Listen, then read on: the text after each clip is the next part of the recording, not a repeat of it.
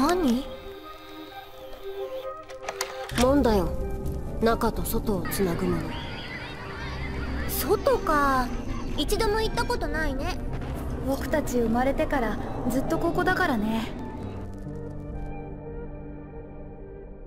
La recette du meilleur animé, qu'est-ce que c'est? Un scénario solide, des personnages marquants, une direction artistique saisissante, un univers sonore puissant, un monde immersif, et surtout, cette émotion brute. Un premier épisode qui te frappe sans prévenir, une scène choquante pour éveiller ta curiosité. Et s'il existait un animé qui réunissait tous ces ingrédients, un animé qui, dès son lancement, avait le potentiel de marquer l'histoire. The Promised Neverland, un nom qui évoque la douceur, un animé au ton chaleureux au début, des enfants heureux et une ambiance paisible. Mais derrière cette façade se cache un piège. Et ça, c'est dès le premier épisode. À sa sortie, le public était conquis, l'animé entrait immédiatement dans la cour des grands. Ses trois enfants, Emma, Norman et Ray, à Gracefield House, un orphelinat isolé au cœur de la forêt où ils vivent sous le regard tendre de leur maman. Entourés de leurs frères et sœurs d'adoption, où tout semble parfait jusqu'au jour où ils découvrent l'inimaginable, jusqu'au départ de Connie. Bienvenue dans The Promised Neverland, là où le paradis était en fait un cauchemar, pour les personnages comme pour nous. Car cette première saison brillante dans son exécution portait les espoirs d'un possible chef-d'œuvre. Mais ces espoirs ont été trahis. Dans cette vidéo, nous allons analyser à quel point The Promised Neverland avait tout pour s'inscrire parmi les plus grands grâce à sa première saison, puis découvrir ce qui a provoqué sa chute. Alors que les personnages mettent la main sur un livre, semblant apporter beaucoup de réponses à leurs questions, ils tombent sur un mot qu'ils n'arrivent pas à déchiffrer, Holzkern. Mais c'est en franchissant enfin les murs que les orphelins découvrent sa signification, noyau de bois. Curieux, ils découvrent alors des montres et bijoux d'une beauté singulière, fabriqués en matériaux naturels comme le bois ou le marbre, et donc chacun semble receler un mystère. Parmi ces trésors cachés du monde extérieur, ces vastes forêts, on y trouve cette montre en marbre vert et argent, ou encore celle-ci en marbre et or rose, qui les aideront sûrement dans leurs prochaines aventures. Mais aussi ce collier en marbre vert et argent qui, j'en suis sûr, cache un immense pouvoir. Il y a même des lunettes de soleil en bois et argent antique pour protéger ses yeux du soleil tout en ayant un maximum de style, et il y en a pour tous les goûts. Regardez cette bague en érable et or, ou ce collier en marbre et or. Magnifique, n'est-ce pas? Et quel est leur point commun? Une production en petite quantité, éthique et responsable pour préserver la qualité et l'authenticité de chaque pièce. Holzkern propose aussi une garantie de 2 ans avec livraison et retour gratuit pour que vous puissiez vous lancer dans l'aventure sans crainte. Si vous voulez vous aussi vous approprier un fragment de cette découverte, n'hésitez pas à utiliser mon code MUSH, il vous donne moins 15% sur tout le site Holzkern, le lien est dans la description ou alors vous avez le QR code juste ici. Alors, que vous soyez en pleine exploration comme nos héros, ou que vous ayez simplement envie d'un accessoire unique au quotidien, ces montres, bijoux et accessoires vous rappelleront toujours la beauté et la liberté qui existent au-delà des murs. Et sans plus attendre, revenons où nous en étions. L'histoire commence avec Emma, Norman et Ray, derrière une immense porte regardant au travers et se demandant ce qui se cache de l'autre côté. Un plan simple, mais efficace pour capter l'attention dès les premières secondes. Et ce long couloir sombre laisse entrevoir que ce ne sera pas simplement l'histoire de 3 enfants. Tous les enfants ici sont des orphelins, reconnaissables par un numéro tatoué dans le cou, mais ces 3 enfants sont différents des autres, ils sont plus vifs, plus intelligents, plus agiles, et chacun excelle dans un domaine. Une femme qu'ils appellent maman s'occupe d'eux, et ce sourire rassurant, cette voix douce, ne présage en fait rien de bon. Vous le savez. On découvre alors très vite des enfants profondément humains et attachants qui vont devoir faire face à des dilemmes bien trop lourds pour leur âge. Tous les autres enfants sont secondaires, mais pourtant c'est elle, Connie, qui va bouleverser l'histoire. Dans un orphelinat, l'annonce d'une adoption est une bonne nouvelle, et même si la séparation est douloureuse, ça reste quelque chose de positif. Du moins, ça devrait l'être.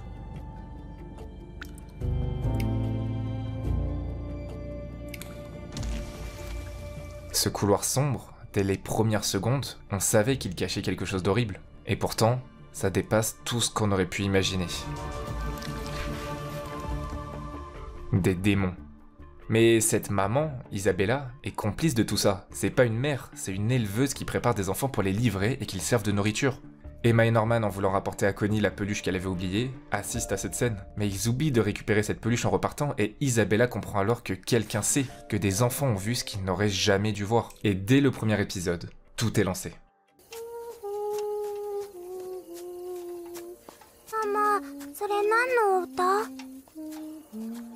Cette mélodie qu'Isabella fredonne sur le chemin avec Connie est bien plus que n'importe quelle mélodie, sauf qu'à ce moment-là, personne ne s'en doutait encore. Ces enfants prodiges vont alors devoir trouver un plan d'évasion, tromper Isabella et faire semblant de ne rien savoir, alors qu'ils risquent la mort à chaque instant. Est-ce que ce premier épisode de The Promised Neverland ne serait pas, tout simplement, un des meilleurs débuts d'animé? Comment ne pas enchaîner avec le 2e épisode après ça? Impossible. Très vite, l'enjeu est clair, s'échapper sans se faire prendre, mais plus ils avancent, plus une autre question surgit. S'ils réussissent à s'évader, qu'est-ce qui les attend derrière ces murs? Ray, Norman et Emma s'allient alors pour trouver une solution, sauver tous les orphelins, mais ça va pas être si simple. Un nouveau personnage est introduit, Sir Crone, qui devient une menace supplémentaire. Dès son apparition, elle est présentée comme une figure quasi horrifique, dans sa gestuelle, son expression, ses intentions. Même dans une scène aussi simple qu'un jeu de loup, l'atmosphère devient oppressante, comme si se faire attraper signifiait mourir.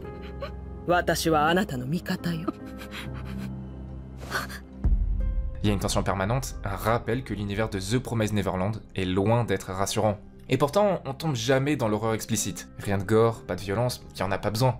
L'anime mise sur une atmosphère glaçante, des silences, des sourires un peu trop parfaits, des regards. C'est une horreur psychologique où la simple idée que des enfants soient élevés pour ensuite être mangés suffise à renforcer cette paranoïa. Même ce jeu, quand il joue au loup, c'est pas innocent. Il sert en fait d'entraînement caché à une future évasion, pour apprendre à fuir, à esquiver, à survivre. D'autant que les enfants sont suivis à la trace grâce à des capteurs implantés dans leur corps. Il y a nulle part où se cacher. Et au-delà de la peur, un doute plus profond s'installe. Norman, Emma et Ray soupçonnent qu'un des enfants divulgue des informations à Isabella.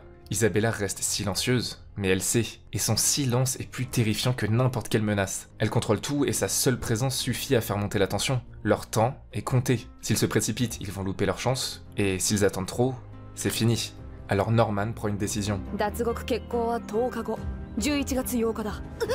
Tout ça est renforcé avec les noms des épisodes qui sont une séquence de chiffres, qui correspondent en fait à des dates, montrant qu'à chaque épisode le temps avance, et que la date fatidique approche, ce moment où tu dois être expédié au démon. 10 simples jours pour s'entraîner en discrétion. Le trio partage également leur plan à Don et Gilda, les autres enfants en âge de comprendre. Et parmi tous les enfants, il y en a de très jeunes qui n'ont pas du tout les capacités physiques pour échapper à Isabella. Alors, un dilemme surgit. Faut-il fuir avec tout le monde, même les plus jeunes, quitte à mettre l'évasion en péril, plan de Norman et Emma, ou est-ce qu'ils doivent s'enfuir seuls et laisser les autres à l'orphelinat et les sacrifier, plan de Ray? Et avec toute cette tension, tout cet aspect psychologique, une des meilleures choses de cette saison 1, c'est la révélation du traître qui se cache parmi eux. On soupçonne Don et Gilda, c'est très bien fait, on les voit régulièrement discuter avec Crone ou Isabella, tout est fait de sorte à ce qu'on pense que c'est eux. Mais et si la menace venait encore plus proche? Nous apprenons en fait que le traître n'est autre que Ray, un des enfants du trio, depuis le début, qui sait tout depuis 6 ans et collaboré avec Isabella. Ray révèle à Norman qu'il a volontairement joué ce rôle pour mieux récolter des informations, pour aider ses amis. Il dit qu'il veut les sauver. Toute l'intrigue change à ce moment-là. Est-ce que Ray est un allié ou un ennemi? L'œuvre joue peu sur l'action. C'est plutôt une partie d'échecs entre des enfants surdoués et des adultes manipulateurs. Tu doutes de tout le monde, tu sais jamais si quelqu'un va te faire attraper, et toutes les informations sont cachées et révélées au bon moment, pour que sur ces 12 épisodes, tu sois captivé du début à la fin. Tout est pensé pour frustrer intelligemment. Regardez chaque fin d'épisode, alors que tu crois avoir compris, de nouvelles questions se posent, et tu veux savoir la suite. C'est une des plus grandes forces de The Promised Neverland. Après la révélation du traître, Ray dit à Norman qu'ils doivent sacrifier les autres enfants pour s'échapper, et Norman finit par accepter. Mais il dit qu'il ne faut surtout pas en parler à Emma, qui elle, n'acceptera jamais. C'est ainsi que tout au long des épisodes, on découvre des personnages finement écrits. Emma, l'idéalisme pur, qui refuse de laisser un enfant derrière elle, quitte à compliquer la fuite. Ray, le stratège désabusé qui connaît la vérité depuis longtemps, prêt à collaborer pour survivre. Une vision un peu plus froide mais réaliste, dictée par la peur. Et ainsi pour lui, ils ne peuvent pas tous être sauvés. Et Norman, le lien entre les deux, le cerveau du groupe, capable de penser rationnellement, mais qui doit faire des choix en suivant l'un, quitte à décevoir l'autre. C'est une dynamique brillante et profondément humaine. Chaque personnage remet en question les autres et pose un débat moral. Faut-il sauver tout le monde, ou sauver ceux qui peuvent réellement s'en sortir? Et tous les spectateurs peuvent se retrouver dans un des membres du trio, alors que ce ne sont que des enfants, ils n'ont que 11 ans. Désormais, les enfants s'entraident pour déceler les moindres mystères de l'orphelinat et du monde extérieur, à commencer par la découverte d'une pièce cachée dans la chambre d'Isabella, avec un appareil qui permet de communiquer avec les supérieurs. Emma, elle, découvre que certains livres appartenaient à William Minerva, et sur ces livres se trouvaient des messages codés en morse qui semblent révéler la vérité sur ce qu'il se passe réellement dans ce monde. Sir Crone comprend que les enfants sont au courant et leur propose une alliance. L'objectif de Crone est en fait de remplacer Isabella et de devenir la nouvelle maman. Et d'ailleurs, son nom n'est pas un hasard. Crone, c'est en référence à Crown, elle veut la couronne. Elle veut le pouvoir dans l'orphelinat. Alors, elle voit dans la fuite des enfants une opportunité, car si Isabella échoue, elle tombera et pourra prendre sa place. Mais soudain, et oui ça se passe comme ça à chaque fois, l'espoir est brisé directement, Isabella remet une lettre à Crone. Une nomination dans un autre orphelinat. Une promotion en apparence, mais c'était qu'un piège. Elle est juste livrée aux démons. On la croyait simple antagoniste, terrifiante, manipulatrice, mais son histoire est bien plus tragique. En fait, l'histoire de n'importe qui dans cet environnement est tragique, et tu finis même par avoir de la compassion pour des personnages que tu détestais au départ. Crone a aussi grandi dans un orphelinat et au moment d'être sacrifiée, on lui a proposé de devenir sœur, puis maman. C'était la seule façon de survivre, alors elle a accepté. Elle retrouve une de ses amies, Céline, qui lui propose de s'évader. Crone vole alors la montre goussée de grand-mère, la supérieure du système, pour désactiver les traceurs. Mais Céline l'a trahi. Crone doit alors se faire expédier, mais elle demande de fouiller la chambre de son amie et montre à grand-mère une broderie contenant le plan du QG. Céline est alors expédiée à sa place. Mais on comprend juste après que Céline s'est laissée trahir volontairement. Elle a tout orchestré pour que Crone gagne des points, qu'elle survive et qu'elle accède au sommet. Et en sachant tout ça, on finit par comprendre Crone. Son ambition de remplacer Isabella, cette obsession, c'est pas né de la haine, mais d'un besoin de survivre pour honorer le sacrifice de son ami. Isabella n'a désormais plus personne pour contrecarrer ses plans. Crone n'est plus là, et elle annonce à Ray que leur collaboration est terminée. Au même moment, elle l'enferme et part à la recherche d'Emma et Norman. Emma tente d'arrêter Isabella pour que Norman puisse fuir, mais Isabella n'a aucune pitié et brise la jambe de la jeune fille. Ce sourire rassurant du début ne cache en réalité qu'une femme impitoyable. Isabella leur apprend ensuite que le jour d'expédition de Norman a été avancé, et qu'il sera finalement livré demain. Ray donne alors un appareil à Norman, appareil qu'il a créé grâce à toutes les récompenses qu'il a eues en aidant Isabella. Ce dispositif servirait à désactiver le capteur pour le localiser et qu'il puisse s'échapper en cachette, tout en attendant que les autres s'évadent et le rejoignent. Nous apprenons également que la raison pour laquelle Ray connaît la vérité depuis si longtemps est car il est immunisé contre l'amnésie infantile, c'est-à-dire qu'il peut se rappeler de tous les souvenirs qu'il a eus étant bébé, contrairement à tous les autres enfants. Norman met donc son plan à exécution, il grimpe en haut du mur, et malheureusement, c'est pas si simple.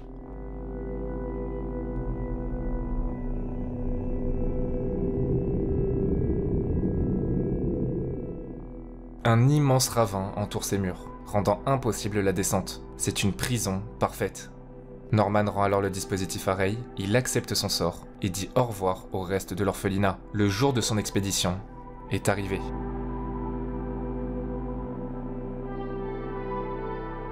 Il entre dans une pièce, réagit étrangement, et c'est la dernière fois que nous le verrons.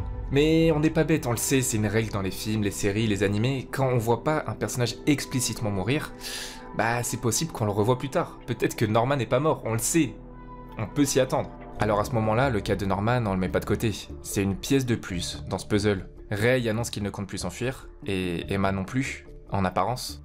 Mais 2 mois plus tard, elle révèle qu'elle n'a jamais prévu d'arrêter leur plan et qu'elle cachait ses émotions volontairement pour tromper Isabella.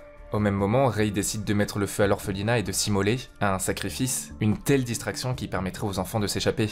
Mais là encore, tout est prévu. Les enfants vont organiser un leurre faisant croire que Ray a été piégé dans les flammes, forçant Isabella à le sauver car elle ne peut pas le laisser mourir. C'est de la bonne viande pour les démons. De plus, Emma va se couper l'oreille, là où se trouve le traceur. On le rappelle, hein, elle a 11 ans. Elle fait ça pour brouiller les pistes d'Isabella et avoir suffisamment de temps pour s'échapper avec les autres enfants. Isabella se dirige alors vers sa pièce secrète pour prévenir les supérieurs, mais ils ont pris soin de boucher la serrure pour l'en empêcher. Tous les détails comptent. Chaque élément n'est jamais inutile et on remarque tout ça au moment le plus important, quand le plan est en exécution. C'est le genre d'animé qu'on regarde une fois et qu'on peut regarder une nouvelle fois et voir que c'était sous nos yeux.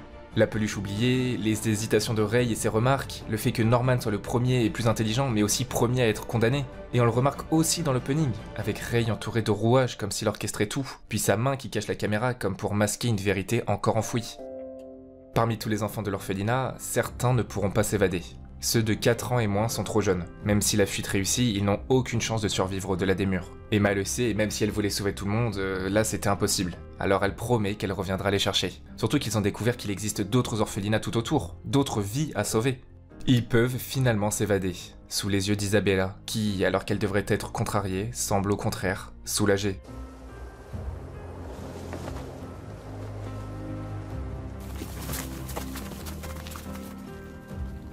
C'est ainsi que l'on découvre l'histoire d'Isabella, celle qui incarne toute l'attention de l'œuvre alors qu'elle n'a jamais vraiment été aux commandes. Elle était une orpheline comme les autres, et c'est pour ça qu'elle a aussi ses numéros sur le cou. D'ailleurs, petite anecdote, ces numéros ne sont pas donnés au hasard. Isabella portait le numéro 73584, et en fait, en les inversant, en les lisant de droite à gauche, ça donne 48537. Donc si on applique ça pour nos protagonistes, voici les chiffres de Ray, Norman et Emma, c'est l'ordre de leur naissance. Ray est plus âgé que Norman et Emma, et ainsi avec ces numéros on peut calculer à peu près combien il y a d'enfants qui arrivent dans l'orphelinat, combien il y en a qui sont expédiés dans chaque orphelinat et à quelle fréquence. Nous voyons Isabella grandir, devenir amie avec Leslie, un jeune garçon qui aime la musique, et elle a vu aussi ses amis disparaître un à un. Pour échapper au même sort, on lui propose de devenir maman, elle accepte, se forme et finit par donner naissance à un enfant. Et un jour, elle entend une mélodie.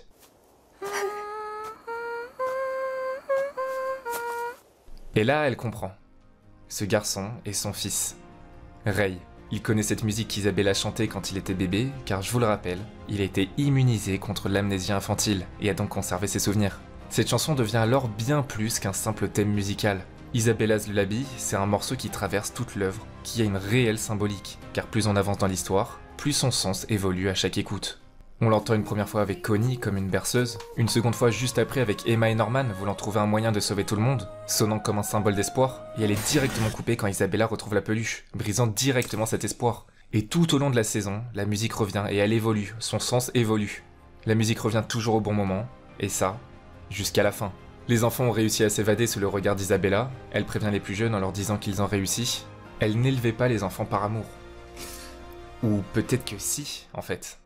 Elle est autant gardienne que victime de ce système, et cette ambiguïté la rend autant dérangeante qu'inoubliable. Ainsi se termine cette première saison, une conclusion magistrale, spectaculaire, marquante, et qui laisse planer encore énormément de mystères, car désormais on quitte Gracefield, mais on entre dans un monde inconnu. Et à ce moment précis, tout le monde attendait la suite avec impatience. L'univers était prêt à s'agrandir et à répondre à de nouvelles questions, ces livres et codes secrets, cette forêt, les rituels, le lien entre les démons et les humains, on veut tout savoir maintenant.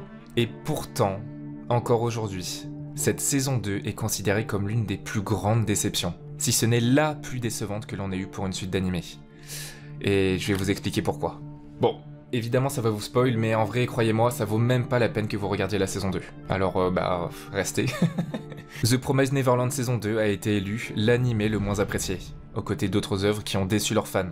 Vous imaginez le palmarès? Le pire animé, passé d'un des meilleurs à un des pires. À vrai dire, l'anime est une adaptation du manga. Si le manga est bon, logiquement, il peut faire une bonne adaptation animée.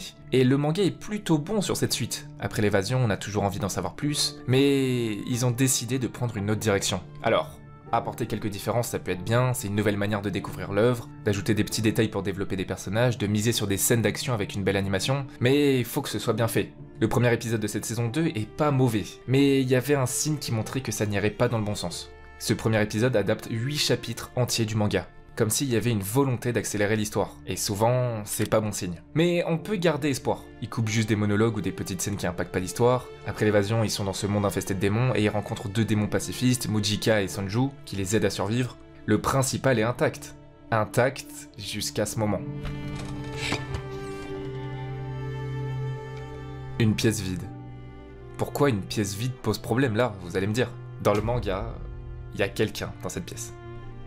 Un personnage très important qui va guider Emma à un endroit crucial de l'œuvre. Mais s'il est pas là dans l'animé, qu'est-ce qui se passe? Est-ce que ce personnage va apparaître autrement? Non. Vous commencez à comprendre la douille là? Ce temps passé dans le bunker permet normalement aux enfants de trouver des indices sur William Minerva, ce personnage dont j'ai parlé plus tôt. Il serait à un endroit appelé Goldie Pond, une fausse ville où les enfants sont traqués par des démons, dont le terrifiant Lewis, qui est considéré comme le meilleur antagoniste de l'œuvre. D'ailleurs, Goldie Pond a aussi la réputation du meilleur arc de The Promised Neverland. Et ben, dans l'animé, toute cette partie est supprimée. Pas de Goldie Pond, pas de Lewis.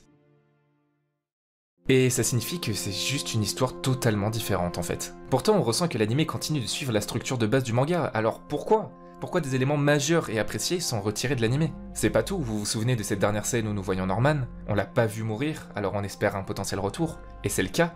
Dans le manga, nous le voyons plus déterminé que jamais à tuer tous les démons, un retour marquant d'un personnage principal de l'œuvre, tout ce qu'on demande d'un retour en soi. Mais dans l'animé, en plus de ce style qu'on peut remettre en question, regardez la différence, c'est presque ridicule. Je me souviens sur les réseaux sociaux comme ça avait gueulé. Là, Norman tombe par hasard sur Emma, Ray et les autres. Comme si de rien n'était. Comme si on avait oublié ce personnage et que par magie, il fallait qu'il revienne. Alors que c'est un pilier de l'œuvre, dans la saison 1. Les adieux de Norman, c'est une scène poignante. Tout le monde le pensait mort. D'ailleurs, dans le manga, il faudra attendre près de 100 chapitres pour le revoir. Le temps pour le lecteur de faire son deuil, d'accepter sa perte. Dans l'animé, il faut juste attendre 5 épisodes. Alors je vous raconte un peu, au moins vous avez le contexte, vous savez ce qui se passe dans cette saison 2. En fait, Norman, au lieu d'être livré aux démons, il a été remis entre les mains de Peter Ratri, l'antagoniste principal de l'œuvre. C'est un homme chargé de faire respecter le contrat entre les humains et les démons, c'est-à-dire veiller à ce que les fermes humaines continuent de fonctionner. C'est d'ailleurs le frère de James Ratri, plus connu sous le nom de William Minerva, ce nom qui revient à plusieurs reprises, les codes en mort, tout ça, en fait c'est un personnage qui veut aider les enfants. Norman déteste Peter Ratri. Quand on le revoit, il dirige un groupe d'enfants échappés du centre d'expérimentation et prévoit d'exterminer tous les démons. plan dont Emma est radicalement opposée, car elle croit en la coexistence avec les démons. Elle en a eu la preuve avec ces 2 démons qui les ont sauvés. La saison 2 condense plus de 100 chapitres en 11 épisodes. Le rythme est insoutenable, on n'a plus ce développement qu'on trouvait dans la première saison, tout est survolé comme si l'objectif était simplement d'en finir. Et pourtant, l'anime pouvait apporter des ajouts intéressants, comme un focus sur certains enfants qu'on n'avait pas dans le manga, pour plus s'attacher et encore plus trembler quand ils sont en danger, ou encore avoir la perspective des démons, certains veulent juste nourrir leur famille pour survivre, des enjeux complexes, des dilemmes moraux, des éléments qui auraient enrichi l'histoire. Norman finit par abandonner son plan d'éradication des démons, réalisant qu'il n'a pas à porter seul le poids du salut de l'humanité. Et un nouvel objectif prend le dessus. Ils apprennent que les enfants restés à la ferme vont être envoyés à l'abattoir. Ils organisent alors une mission de sauvetage, et on retrouve Isabella, autrefois leur ennemie, qui trahit les démons pour les aider. Peter Rattray, gardien de l'ordre établi, met fin à ses jours après avoir été vaincu, et finalement les enfants et les mamans se rendent vers le monde humain pour vivre une vie normale.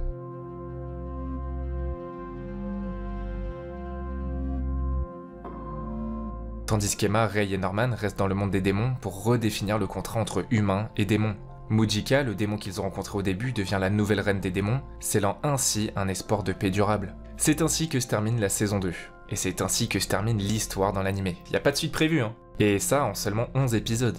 Bien plus rapidement que le manga. Dans le manga, il y a 181 chapitres, pour avoir une idée. Alors, vous allez me dire, pourquoi ne pas lire le manga tout simplement? Et oui, je suis d'accord, ça restera mieux que l'animé, c'est certain. Mais déjà, certains préfèrent simplement regarder des animés, ils le consomment comme ça et ils lisent jamais de manga. Et surtout qu'après une première saison comme celle-ci, ça se comprend. Comment ne pas avoir envie de continuer en animé? De plus, le manga, même s'il reste mieux que cette suite en animé, passé la moitié de l'histoire, la qualité décline. C'est subjectif bien sûr, mais la direction choisie par l'auteur s'éloigne peu à peu de ce qui faisait la force du début. Alors, pourquoi tout ça? Pourquoi le studio de production a décidé tous ces changements sur une œuvre aussi puissante, aussi prometteuse? Certains pensent que c'est à cause de la fin en manga qui était décevante. Et ainsi, ils n'ont pas pris le risque d'animer tous ces épisodes et ont décidé d'y mettre fin plus rapidement, à leur manière. Et c'est la raison la plus logique. Décevante oui, mais personne n'a communiqué sur une autre raison en particulier.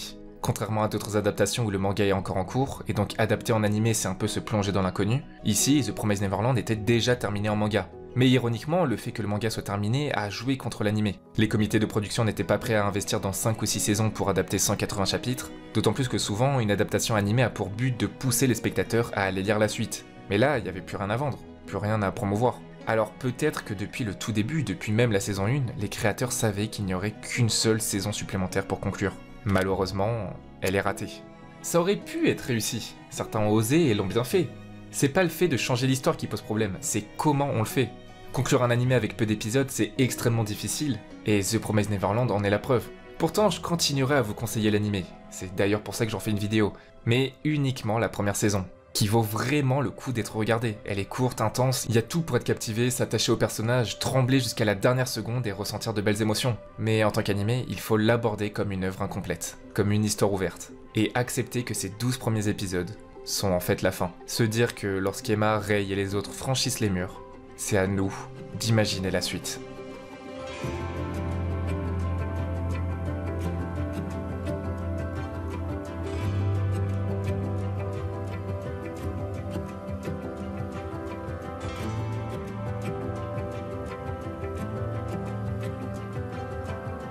Merci d'avoir regardé cette vidéo, merci à Allskern, le partenaire de cette vidéo, le lien est dans la description. N'hésitez pas à jeter un œil, je suis sûr qu'il y a plusieurs produits qui vont vous plaire, et vous avez 15% avec le code MUSH. Et sur ce, je vous dis à bientôt pour une prochaine vidéo.